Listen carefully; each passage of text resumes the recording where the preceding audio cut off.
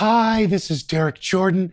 Welcome to the World Fusion Show, where we bring you the leading innovators in world fusion music. Today, my guest is Leni Stern, who is a singer-songwriter, guitarist, and also plays the ngoni, and has a very deep connection with West African music. Leni Stern, welcome to the World Fusion Show. Hi, how are you? I'm very good. Thank you for joining us today. You're welcome. So you've been to Africa many times, and so what originally attracted you to African music? Well,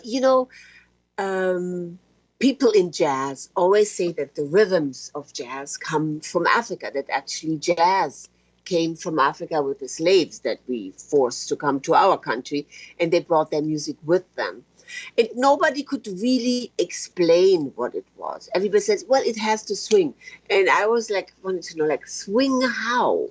What do you mean by that? It's like, no, that doesn't really swing. Oh, that really swings. And so it was like a big mystery. Yeah. And so I was always interested in African rhythm, the origin of that. And I studied African percussion when I went to Berklee College of Music and studied film scoring. And I was still sort of mystified. So I went back to Africa, to Senegal, and tried to investigate it more. And it became clearer and clearer. I couldn't put my finger on it, but I sort of got the feel of what this was. And I started listening to a lot of African music and writing in the style of African music. Actually, there is one song on one of my records called Lights Out that I recorded 15 years ago with Dennis Chambers and Bob Malik, my old band. And it was one of those examples where I had discovered Doudou Ndiaye Rose, the great percussionist from Senegal. And I had written a song inspired by the rhythms I heard on his record. And when I had a Senegalese band that I have now, my trio that is on my latest record, 3, they said, when they first heard, they said, oh, that's Sambala. And I said, that's a what? Because I had, just absorbed the shape of the rhythm and how it goes. So you don't need to study very much, or you have to apply yourself, but you can totally grasp it if you love it, Absolutely. I wore out that record because it was so, the layers of rhythm interacting. And I think if you'd ask me today, what is swing? I think it is the tension between 2 and 3 happening at the same time, which is sort of a characteristic of African music that, Sure. like in Europe, we layer our harmonies and they layer our rhythms. And the thing is, you want to hear both sides clearly, and the push and pull and all that happens in between that. That's probably what the jazz musicians call swing. Technically it's a dotted eighth note, but, I had long discussions with my jazz drummer friend. Yeah. One is Futureman, Victor Wooten's brother, who said it's really 5/4. Oh. It's 1, 3, 4. And actually, it's an interesting thing because it's not exactly a triplet. If you sang a triplet exactly, No, it's not that's exactly. not it. It's not. not. So it is like kind of a mystery that nobody can explain until you start playing 2 rhythms at the same time, and then you understand so you lean towards one or you lean towards the other Right. side. That gives that sort of interesting thing. And then, as my journey into African music progressed, the other thing was the blues. As a guitar player, you got to play the blues. That's what Miles Davis loved in my husband, that he was a very consummate blues player. Right. And I always your loved husband is Mike Stern. Mike Stern, yes. Yeah. But I always had sort of a love affair with the blues. My brother Bernie is a piano player, and he had an extensive blues connection. The English blues players like John Mayhill and the Blues Breakers and all of that. One of the biggest crimes you could commit in our house is scratch one of his records. Oh. Yeah. Reason for a severe beating. Yeah. So I had this love affair with the blues from early on. And the blues is directly related to the, field hollers is call and answer. That is directly coming from Mali, Yes. And it was sort of proven to me when I got invited to play at the festival in the desert, which was one of the festivals, you have your bucket list. I thought that festival I gotta play. Right. So we kept sending emails to the festival and said, like, we would really like to come. And sure enough, they invited us to come. And I spent, the festival in the desert is located in the Sahara Desert, about 4 hours north of Timbuktu. And Timbuktu is like, how we say, like, Timbuktu, the end of the world is Timbuktu. It's like, oh, man, it might as well be Timbuktu. It is the end of the world. And 4 hours north is really the middle of the Sahara Desert, where only the Tuaregs can orient themselves by the star. So you can't do much except for sit down with other guitar players and jam with the other bands that are at the festival. So for 4 days, I jammed with all the other bands. Amazing. And I met Basiku Kuyate, who became my ngoni teacher. But the interesting experience was that when I sat down and played, I just played, my best blues licks kind of, Yeah. And they said, oh, you play African music so well. And I said, I do.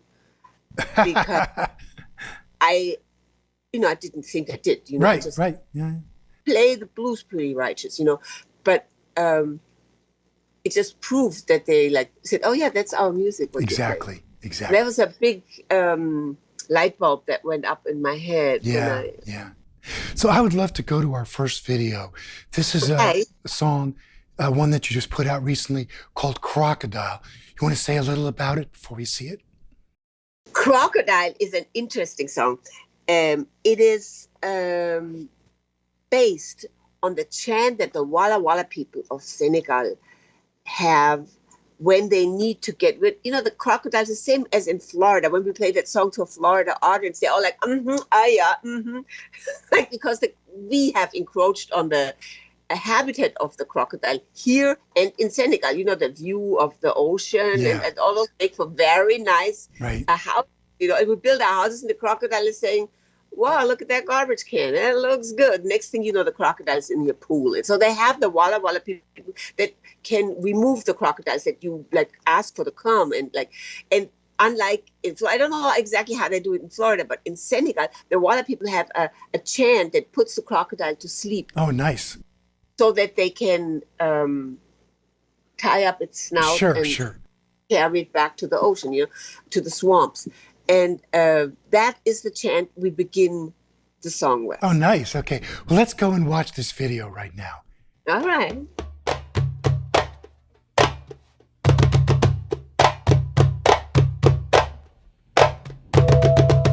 Diggy diggy bang, diggy now time bang. Achum nganya maya mumin. Diggy diggy bang, diggy now time bang. Achum nganya maya mumin. Diggy diggy bang, diggy diggy bang, diggy diggy bang, diggy bang ya mumin. Diggy diggy bang, diggy diggy bang, diggy diggy bang, diggy bang ya mumin.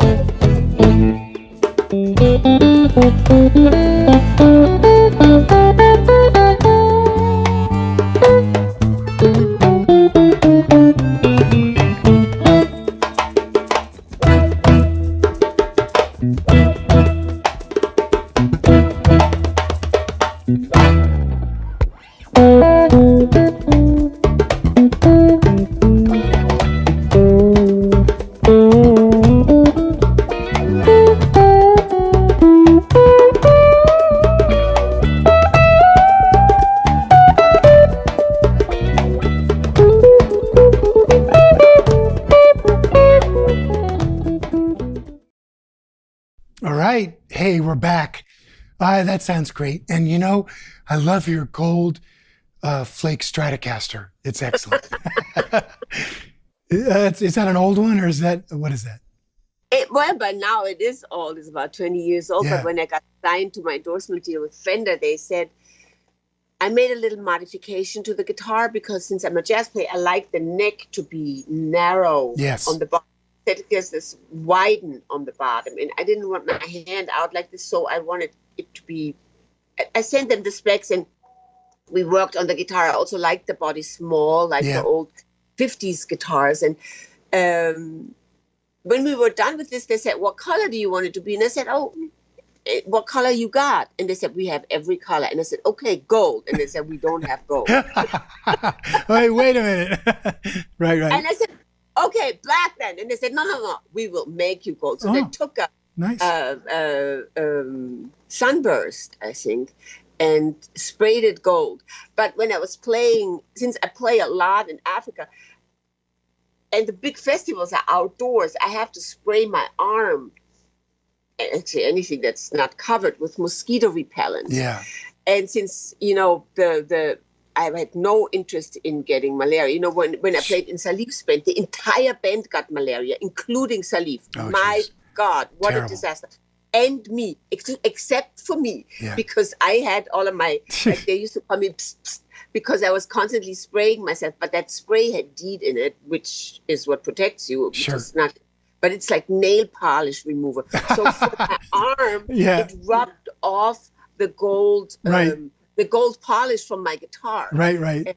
And left it looking, you know, like they make the relics now where they try to make the guitar look like it's from the 70s. They do that in the custom shop at Fender. Sure. I kind of made my own relic with my mosquito repellent. Right.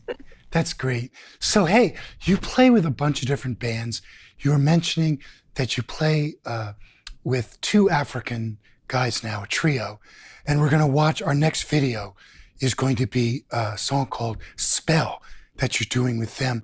And in this one, you're playing the ngoni, not the guitar. So what got you into the ngoni? Well, you know, at that festival in the desert, I met Basiku Kuyati, who then became my ngoni teacher. And, you know, I didn't play the ngoni right away. I imitated the ngoni with my guitar. Right. Because that is sort of the grandmother of West African guitar style, is that sound. You do it by muting your guitar. Yes. And by playing certain shapes. And, you know, I kept picking up the ngoni, and at first Basiku said, nah, stick to the guitar, girlfriend, because it had no fret. But then I realized it's actually really easy to play the blues on the ngoni, because that's the instrument it is originally played on. That's right. So I started playing it more and more, and Basiku said that, and then I started writing songs on the ngoni, which are of course very different. And Basiku said, like, well, who would have known? And said, like, oh, I really like those songs, and he played on my records. And, and he said that I had a different way of playing the ngoni that he really liked, because he's a big innovator of the ngoni. He said in order to preserve the ngoni as an instrument in this century, it has to go with time. He uses a wah-wah pedal on the ngoni. I mean, he really wants to get, because, you know, the young people in West Africa, we always want what we don't have. That's right. They want to sound like, you know, Jeff Beck. They don't say, like, ngoni, why should I play ngoni? And we are like, oh my God, let me play ngoni. You know? I know. Always the thing, like, oh, check out this sound. You know, I get so many gigs playing ngoni because it's like a new sound on the tracks. That's right. From hip hop to singer-songwriters, everybody wants that sound, you know. Yes. And so he said that I brought the ngoni into this century by writing in a different way, because I write like a guitar player. Yeah. You know, like these two-note voicings that we like, which are the core of our accompaniment. Well, that fits perfectly on the ngoni. Right. And it sounds very modern, because you can't play complete chords. You can't play like triads. You only got two notes. Right. You pick, you know. And it sounds, it fits everywhere. Yeah. It just has the essence of our harmony. But I brought the harmonic movement, you know, the cadence into the ngoni. And Basiku was just loving that. So he said, like, okay, like just like try to figure this out. And I learned how to play the ngoni. Right. That's great. So I want to go to our next video. Okay, go ahead. This is your song Spell, and you're playing the ngoni. And what I love about this is it's a very interesting, I think, fusion of sort of blues and African music that's happening in this song. So let's go to this right now. Okay.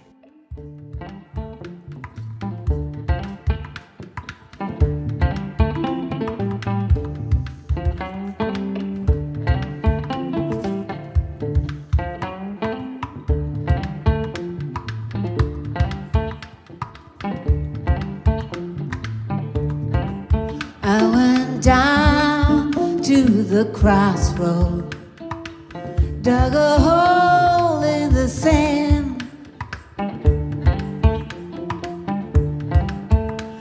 I put your picture in it, and I closed it up again. I closed it up again.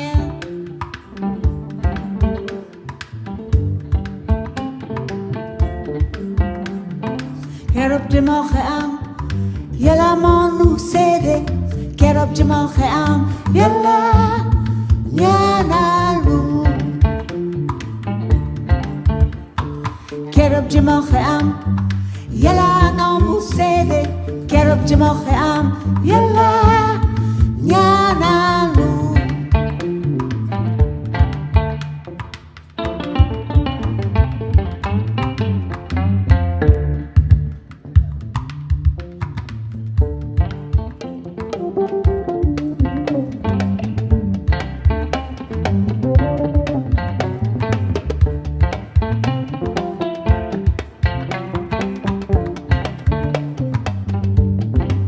I went down to the tailor. 7 yards of white cloth I got. We're gonna bury you in there. Your time is up, your time is up. Kerop de mocheam, yalla monu sede. Kerop de mocheam, yalla nyanalu. Yeah, that's so cool. I really love that one. That's great. We're running out of time, but I want to go to our third video. And in this video, a song of yours called Simbo, I noticed Salif Keita is in the video, and the ngoni player also. And is that Umu Sangare singing with No, you? that's Ami Saku. She's wonderful too.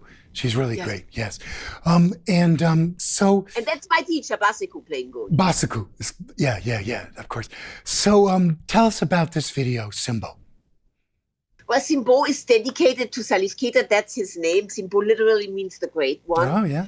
Like superstar, you know. Oh, yeah. So that's what we call him in the band, Simbo. He is. It also kind of means like boss, like your boss. When Yeah. we played it, so that was his nickname, and it's dedicated to him because, Basiku Kuyati took me in his family of griots and made me an official griot because I'm his student. They don't take teaching somebody lightly, No. because you have to promise that you're going to continue the tradition. Since they don't write it down, you got to remember it. You're the walking memory of that music. So it's a serious thing. If somebody teaches you, you got to remember that. Right. I spent hours in his courtyard where Ami Sako, who's in that video, the beautiful singer, would sit down with her little tape recorder and record Basiku's mother, Yeah. Yagare, and her girlfriend, so that they could remember the songs that they knew from the old times. They knew so many songs, but you're sort of the musical memory. You become that, and it's something I take very, very seriously. That's fantastic. I'd like to go to the video. So right now I if we said, can. so this is my tribute, my griot tribute to Salif Keita. Yes, thank you. Let's watch this now.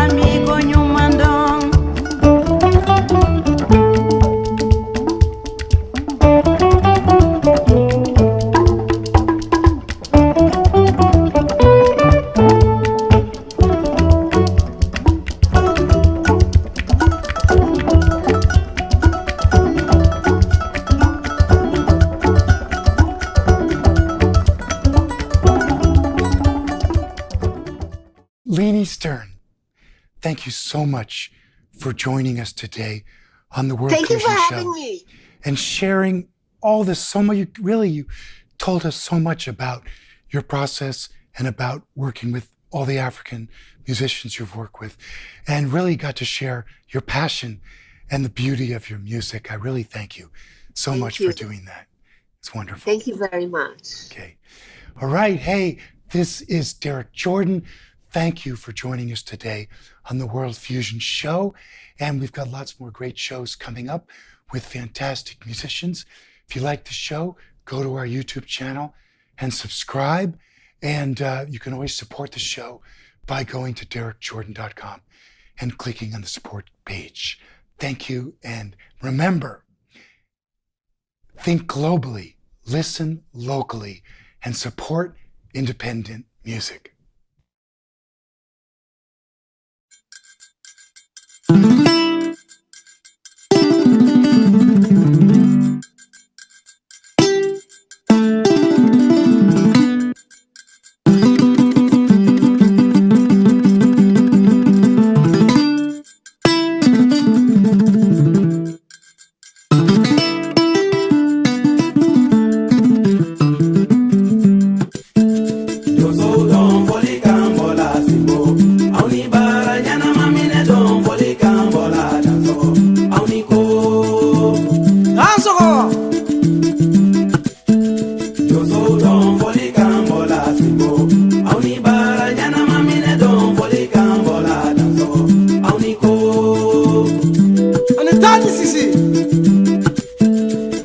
You who can talk to the spirits, throw the shells so I can see, so that I can be certain about what's going on with me, what's going on with me.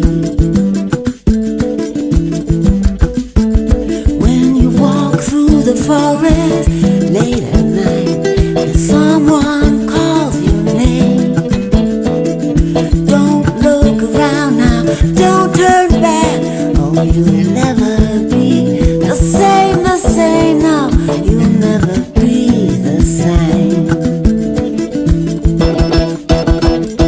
You who can talk to the spirits, throw the shells so I can see, so that I can be certain about what's going on with me, what's going on with me.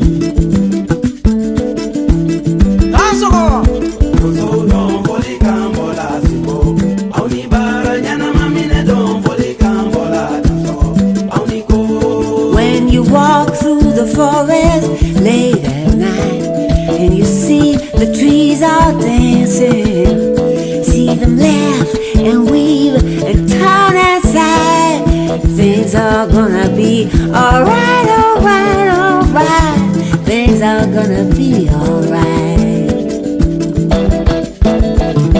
You who can talk to the spirits, throw the shells so I can see, so that I can be certain about what's going on with me, what's going on with me.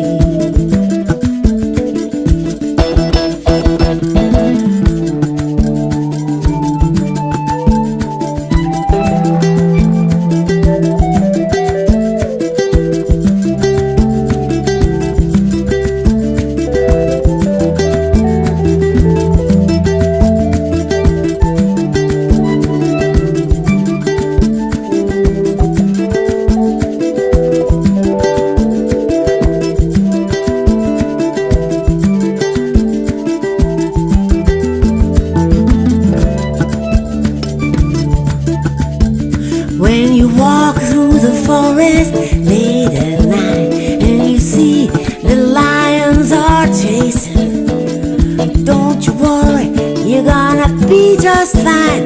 Those are sorcerers embracing, yeah, sorcerers embracing.